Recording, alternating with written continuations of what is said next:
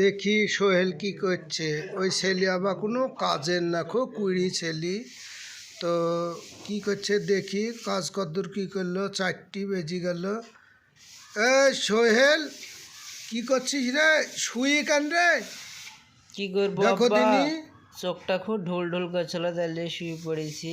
আর রাহাবুল ভাইকে দেখো মশলা মাখাই দিয়েছি, মাখাইছে। মশলাটা মাখানি হেলি আমি উঠবো, তার লেগে শুয়ে পড়েছি না, ঘুম চলে এসছে। আমার কুন্নিতে কাজ করছে দেখো ওইখানে। কুন্নিতে একটা কাজ করবে আর এই ভাবু কোন দেখো দিনি, একদিনও দায়িত্ব নিয়ে একটা কাজ করতে পারলো না গো। মশলা মিশা দিছে দি ও শুইছে।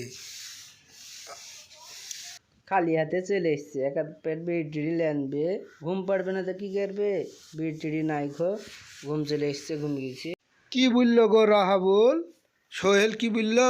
বললো এক হাত প্যাকেট বিড়ি আসছে, খালি হাতে চলে এসছো, এক হাত প্যাকেট বিড়ি টিড়ি লাইভা তো।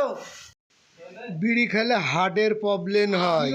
বিড়ি না হলে কিন্তু বিড়ির কথা বাপের সামনে বলে, ওই বিড়ি খেলে স্বাস্থ্যের পক্ষে ক্ষতিকর, হার্টের প্রবলেম করে, স্বাস্থ্যের পক্ষে ক্ষতিকর।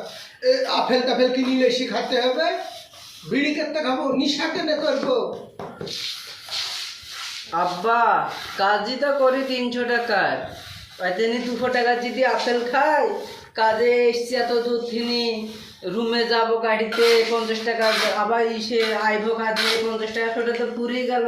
300 টাকায় তো কেরালা পুড়ে গেল, বাড়ি যে আমরা খাবো কি? ওই লেগে বলেছিল 300 টাকা 10 টাকা প্যাকেট বিড়ি, এক প্যাকেট বিড়ি নিব, গোটা দিন একে ফুকাবো, তা ফুরাবে না, তাইলে বলেছিল। কত বড় বদমাইশ দেখো, কত বড় বদমাইশ।